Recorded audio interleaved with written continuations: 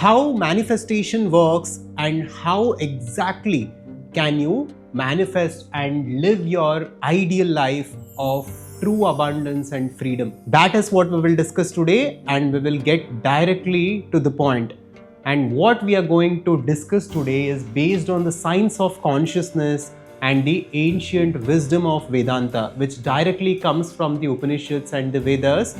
And this is very different from your superficial understanding of what law of attraction is, what manifestation is, that you might have gathered from the Western books and concepts. With that, let's begin our exploration. From the Vedantic worldview, everything is consciousness.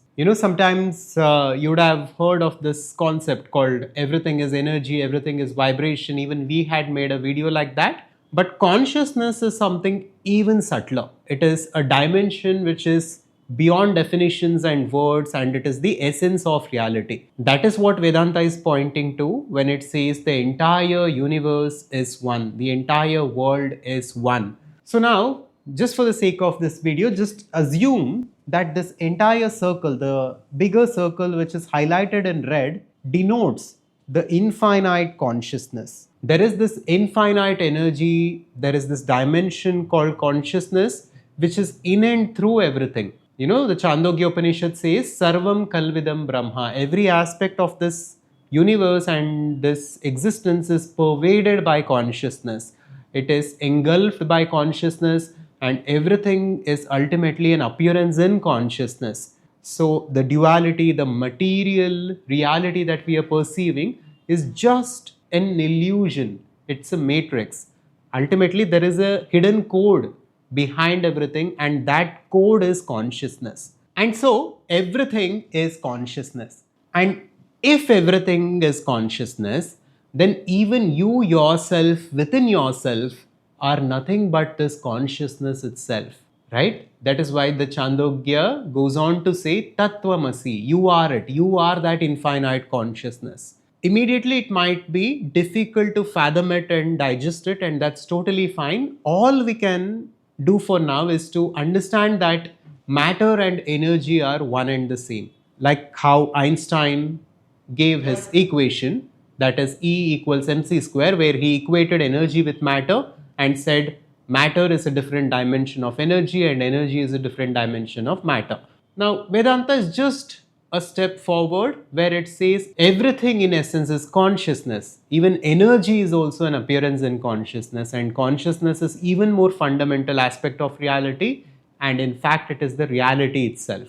And since everything is consciousness, even you within yourself are that consciousness. The body, the mind, the limitations that you're currently experiencing as an individual being is simply because of the ego. The ego, we generally denote it with an I. Now, because of an individual identity and because of an assumption, we are experiencing this individual reality and the experience of limitation. But in reality, we are that one consciousness. Now, with this primary understanding, let's see how the universe works and how manifestation actually happens and how we can make use of this understanding for our personal manifestation, for conscious creation, to live a life of fulfillment and abundance, and to build different things in this world, where we are taking our mission to the world, where we are contributing to the world, where we are living a life of health and relationships and happiness and abundance. So how can we make our best life possible? Now, from the Vedantic worldview, there is this infinite consciousness which is represented by this big circle, and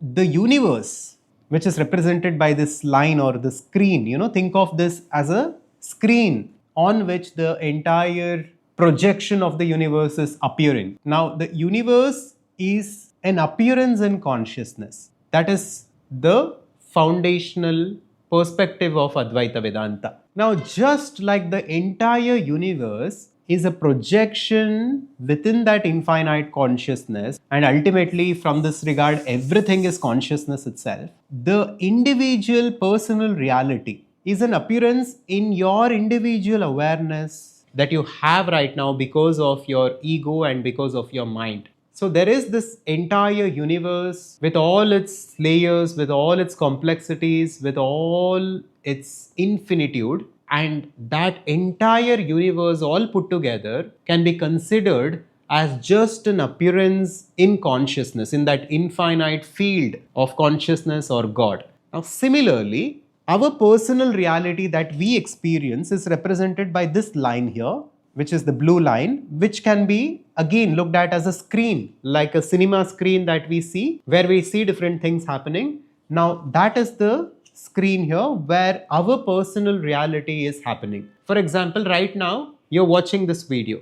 Now, this is an experience in your personal reality, and you have different relationships. You have certain goals in your finances, in your career, in your business, and so on. So, all these things are with respect to your personal reality. Your personal reality is nothing but the life that you live with the limited awareness of the mind, whatever life it is. So, that is represented by this blue screen.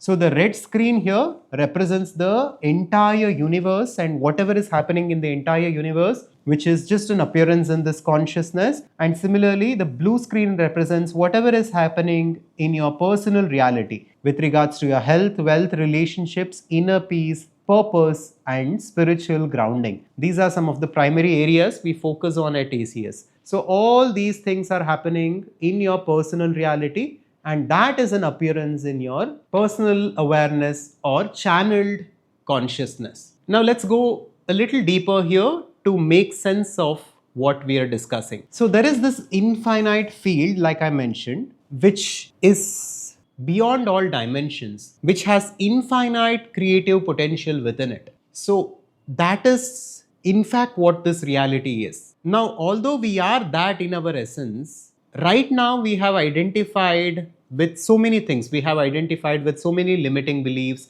We have identified with the ego. We have identified with our body and so on. Now, all these identifications put together creates an individual person, that is represented by the figure of the person here. And that individual identity also gives rise to a personal limited awareness. It's as though that infinite energy or that consciousness is channeling through this ego and this individual identity and the patterns and the swabhava that it carries, and then it flows through and manifests a certain reality for it. I hope you're getting what I'm trying to say. So there is this infinite energy which is channeling through this ego and this swabhava, and then it is projecting a personal reality for this swabhava to experience. Swabhava is nothing but an individual identity, and the personal reality that each individual experiences is determined by the core nature or identity or swabhava of that individual. And there are different components to swabhava. Some of the components are the patterns, the habitual thought patterns that we go through, the tendencies, the deep-seated tendencies that we have. Some of us are angry, some of us are happy, some of us are sad. So these are deep-seated tendencies. Then belief systems. Each and every one of us believe in so many things when it comes to money, when it comes to relationships, when it comes to health and so on. So those belief systems are again a part of the swabhava. And then emotions. We all go through different emotional patterns and feelings throughout the day. That's again a different aspect of swabhava. And then thoughts. We all keep thinking different thoughts. And then actions. With all these beliefs and tendencies and thoughts and emotions, we take different actions in this world. All of it is tied to our swabhava. And our swabhava itself or our identity itself is derived from karma as per the Vedantic view. Basically, as per the wisdom of Vedanta, we have lived so many lifetimes in so many forms, in so many dimensions, and we have performed various actions at different levels, at the level of physical action, at the level of thoughts and energy. All the memory that we carry because of all those actions is what karma is. And that past karmic patterns have given rise to our current swabhava or our current identity. And the current identity has different thoughts, emotions, belief systems, and it takes different actions, and because of which we live a certain kind of life. Whatever the swabhava is, whatever the thoughts, emotions, beliefs, etc. are, that infinite consciousness or God within us is channeling through that swabhava and those patterns, and based on those patterns is creating a life for us to experience, creating a personal reality for us to experience. So in this understanding, we can realize that whatever you're experiencing right now, even you watching this video, is your own creation. You alone manifested it and you alone created it for yourself. Nobody forces a reality on you. Now think about this. Sometimes people say, God is doing all of this. God is giving me suffering so that I can evolve. God is giving me pain because he wants me to be more devoted, or he wants me to evolve spiritually, and so on. Now think about it from a deeper perspective. Why would God or that infinite intelligence put anyone through suffering? Now in some cases it might be true because there are some stories here and there, but generally it is our own karma that keeps us stuck. It is our own old karmic patterns that has given rise to a certain kind of swabhava, which has certain kinds of beliefs and tendencies and thoughts and emotions, because of which we take certain kinds of actions and because of which we live a certain kind of life. If we are suffering right now, it's not because of God and it's not because of something that is outside of us. It's only because of who we are as a person, and it is because of our own karma. That is the fundamental truth that we need to realize. We can no longer delegate responsibility. You know, at ACS, the second primary code is responsibility, which states my life is my responsibility. I will never delegate responsibility from this moment onward. Whatever is happening right now, I will accept that it is my own doing, and from that acceptance I will begin to change my life and change the direction in which my life is going. Until we accept the responsibility for where we are, we can never get to where we want to be. If we keep on blaming others, the circumstances, situations, God, and so on, no one can help us. So that's what we need to realize. And then we need to understand that from this point onwards, we should stop wishing for outcomes in life, and we should only wish to embody the ideal self, the ideal swabhava. We call this process conscious creation at ACS, where we are designing and defining our ideal swabhava and slowly transitioning into that. Once the vision of your life is clear, your focus should not be on some desires or outcomes, because in your mind it is a future tense, it is a happening in the future, and we get stuck there. And as long as the mind creates a gap from the present moment and the future experience, there is always a gap, and we will never be able to fully experience it in the present, and we will keep pushing it away from us. So first we need to understand that time itself is an illusion from the Vedantic worldview. Everything is here and now, and everything is consciousness, and we are that consciousness. And that recognition that we are that consciousness and we have that full infinite creative potential within us here and now is a very strong and powerful asset for us. With that leverage, we can create whatever we wish in this world, and we can go on to build what we actually want to in this world. So the primary focus for us now, once the ideal life, what it should be, what your purpose is clear, is not to just keep thinking about that outcome, but to just let go and surrender it to God, and then focus on the ideal self instead. Who should I become in order to live that reality? What should be my ideal swabhava that I need to integrate, so that that infinite consciousness can then channel through this ideal swabhava and then create a different personal reality for me? That should be the only focus. What should be the thought patterns of this ideal swabhava? What should be the new belief systems for this ideal swabhava?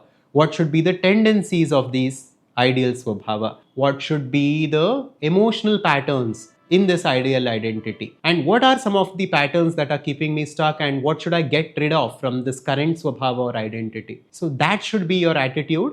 And once we are able to fully integrate this ideal identity, then the ideal reality for you is a natural outcome.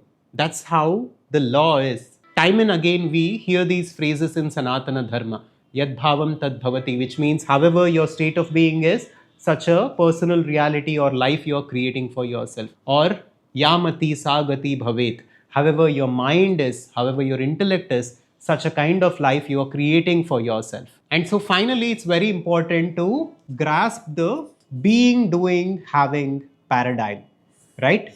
We need to fully understand this paradigm. In this framework, there are three levels. Level 3 is having, level 2 is doing, level 1 is being. Right? Let me put 1, 2, and 3 here.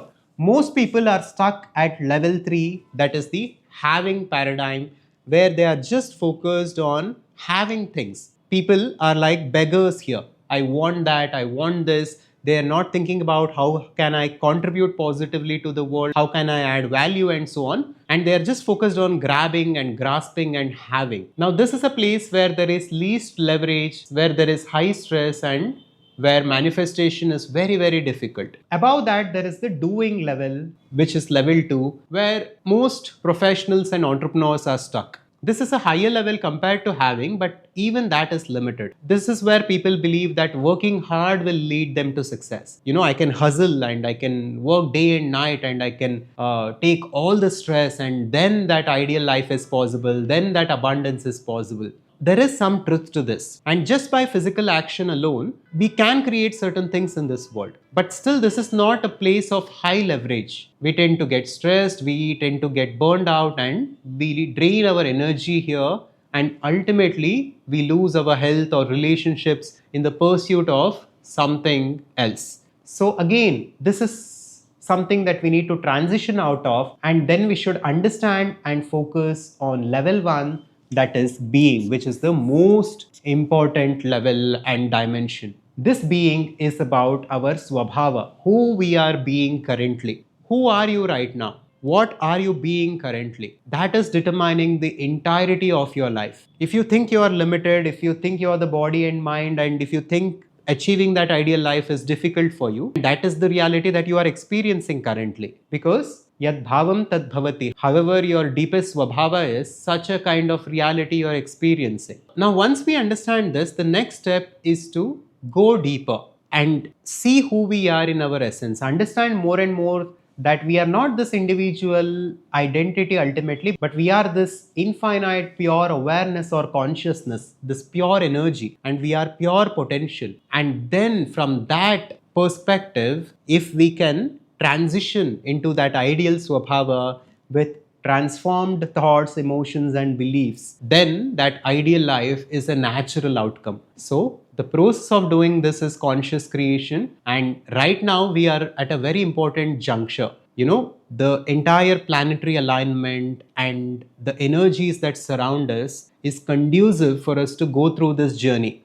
We call this Dhanurmasa, which begins with mid-December and it goes on till Jan. And this is the most auspicious time for anyone to go inward and go through that process of self-evaluation and evolution and transformation. And to make this possible, we are opening the slots to a special 6-month conscious creation blueprint program. It's an advanced journey within our community, the Adhvaitha Conscious Society, where all this wisdom becomes real, where systematically we take you through the 5 stages of Swabhava transformation so that that ideal life is a natural outcome for you. So if you're serious and if you're committed and if you wish to apply to join us and begin this journey, please check the link in the description and in the pinned comments and share your details and fill up the form and submit your application.